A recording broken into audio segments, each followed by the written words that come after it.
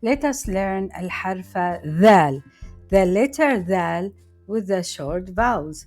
The sound of the letter ذال with the فتحة is the.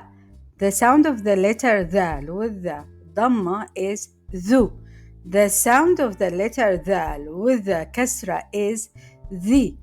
The sound of the letter ذال with the long vowels.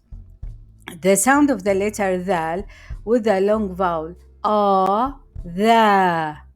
The sound of the letter ذال with the long vowel ذو. The sound of the letter ذال with the long vowel ذي.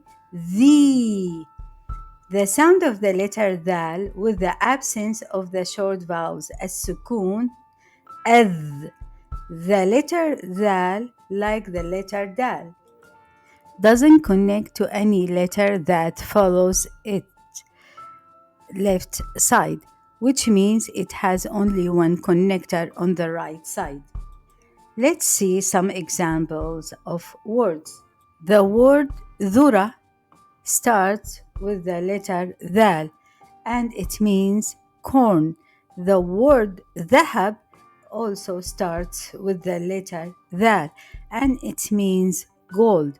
The word ذباب starts with the letter ذال and it means flies.